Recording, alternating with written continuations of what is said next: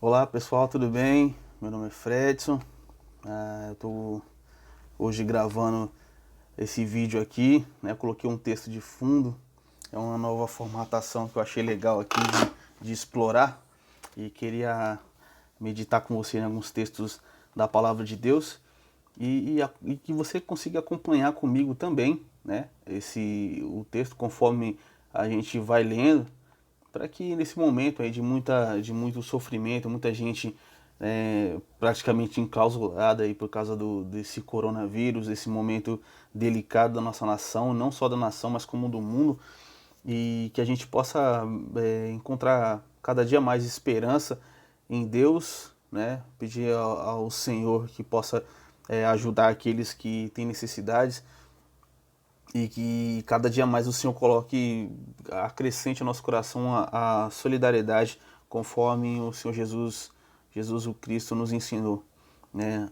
O amor ao próximo e para que a gente possa praticar, aprender a praticar e a aprender cada dia mais a amar a Deus no próximo. Bom, o texto que eu quero ler para mim hoje pensar com vocês aqui no 1 Pedro, no capítulo 1. Eu pensando aqui em fazer uma série, uma sequenciazinha do livro de Pedro, e a gente vai passando texto por texto, capítulo por capítulo, e ao mesmo tempo que estuda, a gente consegue tirar algumas reflexõezinhas que eu acredito que traz esperança ao nosso coração. Bom, 1 Pedro, no capítulo 1, versículo 1, então o apóstolo se apresentando, Pedro, o apóstolo de Jesus Cristo, eleito de Deus, peregrino, disperso no ponto, na galáxia, na Capadócia, na província da Ásia e Betínia. Os escolhidos de acordo com o pré-conhecimento de Deus Pai, pela obra santificadora do Espírito, para a obediência de Jesus Cristo e a aspersão do seu sangue. Graça e paz lhe sejam multiplicadas. E aí ele começa a agradecer, né? Bendito seja o Deus e Pai de nosso Senhor Jesus Cristo, conforme a sua grande misericórdia, ele nos regenerou para uma esperança viva, por meio da ressurreição de Jesus Cristo dentre os mortos. Pedro enfatiza essa questão da esperança, porque no seu tempo já se levantaram pessoas que diziam que Jesus, assim como foi nas cartas de Paulo apresentada, dizia que Jesus ressuscitou, a ressurreição dos mortos já tinha passado, mas o que o apóstolo ele apresenta nesse versículo é de que essa é uma esperança de que se nós crendo no Senhor Jesus, e nós que dizemos crer naquele que ressuscitou dos mortos, aguardamos o seu retorno e temos essa esperança de que nós também, pelo Espírito de Deus, ressuscitaremos no dia da glória eterna, no dia da revelação, no dia que Deus se revela a nós e no dia que nós encontramos Deus de fato, quando nós vamos para Ele ou quando Ele vir para todos nós. Versículo 5. Que mediante a fé são. Vou ler o versículo 4. Para uma herança que jamais poderá perecer, macular-se ou perder o seu valor. Claro, foi dita por Deus, pelo Filho de Deus. Herança guardada nos céus para vocês. Que mediante a fé, sim, porque sem fé é impossível agradar a Deus, são protegidos pelo poder de Deus até chegar à salvação, prestes a ser revelada no último tempo. Uma característica que a gente percebe bastante dos apóstolos que eles acreditavam que no seu tempo haveria o acontecimento, né, do grande apocalipse, da revelação, da grande revelação de que Deus ia vir e ia levar o seu povo, né, uma espécie de pré-apocalipse. É como se os próprios apóstolos já esperassem que no seu tempo isso ia ser revelado. Você vê isso claramente quando em Tessalonicense, Tessalonicenses, naquele livro completo ali, você encontra, no livro não, nas cartas de Paulo aos Tessalonicenses, o Paulo falando sobre a questão do retorno, do dia de glória, da salvação dos santos, daqueles que estão mortos, se reencontrando com o Senhor. Então havia uma expectativa dos apóstolos, né, Havia uma expectativa pelo tanto de provação que eles estavam passando, pelo tanto de injúrias que eles sofriam pelo nome de Jesus Cristo, né?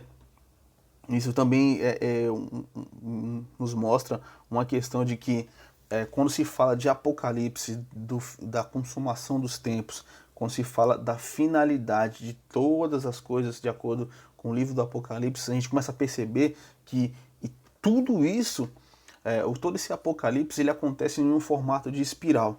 Ele começa pequeno, ele passa pelos fenômenos apresentados nas Escrituras e depois parece que ele vai crescendo em um outro ciclo maior e vai passando pelos mesmos fenômenos, só que de categorias maiores, e vai crescendo. Como em toda a história antiga, em toda a história do antepassado, se você conhece um pouquinho de história, você vai ver que praticamente aconteceu vários outros apocalipses, né? E percebe-se que cada vez o tipo de catástrofe cada vez maior acontece. Uma catástrofe maior, uma fenomenologia da Terra, dos homens entre guerras, em lutas, em conflitos maiores. Cada vez vai se ampliando e crescendo mais, né? Bom, isso só serve para a gente prestar bem atenção em relação ao Apocalipse e prestar atenção também ao nosso tempo.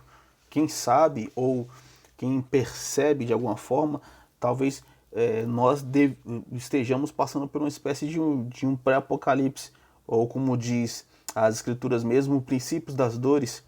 Mas o que se revela é que esse princípio das dores sempre começa com alguma fenomenologia. Alguma fenomenologia, isso vai acontecendo, acontecendo, acontecendo, acontecendo, e vai se ampliando, crescendo, sempre crescente, crescente, crescente. E quando se vê, chega um momento em que acontece o boom.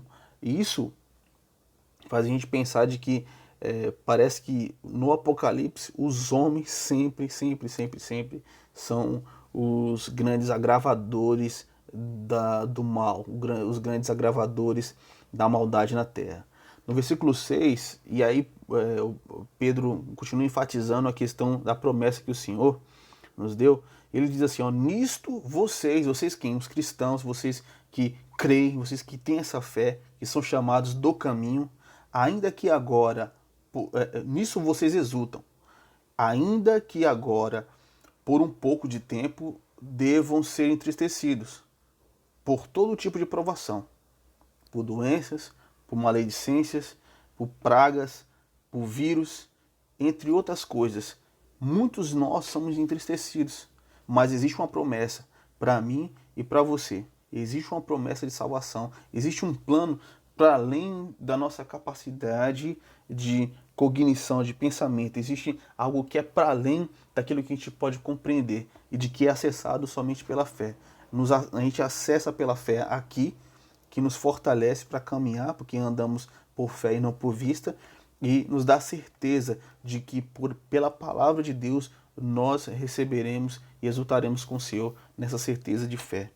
Assim acontece para que fique comprovado que a fé de vocês tem muito mais desculpa.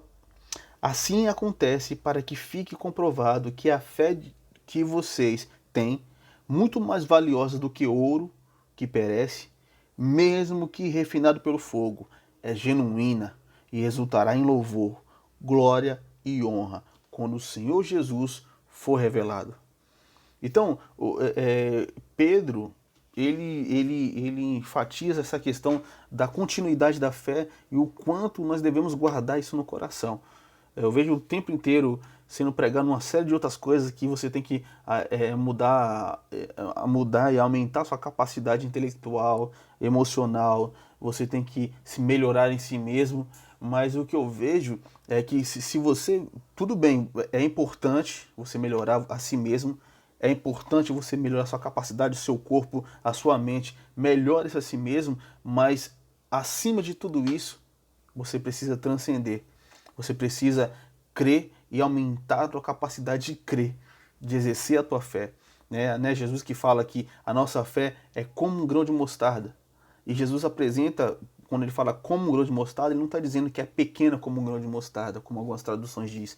O texto original diz que é como uma semente, um grão de mostarda, que é um pequeno grão que é plantado e cresce e vira uma das maiores hortaliças, ou seja, é uma pequena semente plantada na terra correta, na terra certa, ela cresce e fica poderosa para gerar uma série de milagres, uma série de forças internas, forças que é para além da minha capacidade de pensar, forças que é para além da minha capacidade como ser humano, mas que o próprio Deus se agrada e nos ajuda a caminhar nessa terra.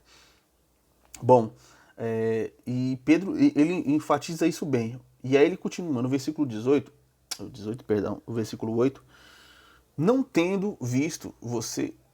E aí ele fala do próprio Jesus Cristo, né? Ele fala que essa nossa fé ela vai ser revelada no dia que Jesus se manifestar, vai se manifestar. Por isso é importante e valiosa que a gente guarde. Mas ele também ele começa a falar para os cristãos o seguinte, que mesmo não tendo visto, né, porque quem viu foi Pedro, Tiago, João, os apóstolos, entre outros discípulos, mas esses a quem ele destina essa carta não viram, mas ainda assim amam. Apesar de não verem agora, creem nele e exultam com alegria indizível e glória. E talvez você seja um desse. Talvez não, tenho certeza que você é um desse, que não viu com vista, mas como Jesus disse, bem-aventurado aqueles que não viram, mas que creram no seu coração. Porque nós não andamos por vista. É a palavra que, através da boca de Paulo, o Espírito Santo ministra no nosso coração. Não andamos por vista, pelo aquilo que vemos, mas sim pelo aquilo que cremos. Andamos com fé. Porque aquilo que é vista, aquilo que a gente vê, aquilo que está revelado como um fenômeno, não preciso de fé para isso. Eu preciso de fé para acreditar naquilo que eu não vejo. Ah, mas isso é loucura. Não, isso é visão. A fé é o firme fundamento daquilo que não se vê e a certeza de coisas que se esperam. Então, andar por vista, andar pelo aquilo que eu vejo. Ah, tal, tô com esse pote aqui de um creme aqui, não sei das quantas. Eu preciso de fé para crer nisso? Não preciso, porque eu estou vendo, é vista, palpável. Mas agora, quando eu ando por visão, ainda que eu não veja isso, mas eu creio e nisso eu recebo, nisso eu espero, né? O livro de Hebreus ele é bem enfatizador e é bem interessante a forma como ele apresenta essa forma de entender aí a questão da fé. Assim, a gente está agora no versículo no versículo 9. Eu vou dar um pause aqui que pra gente continuar mais um pouquinho, só um minutinho.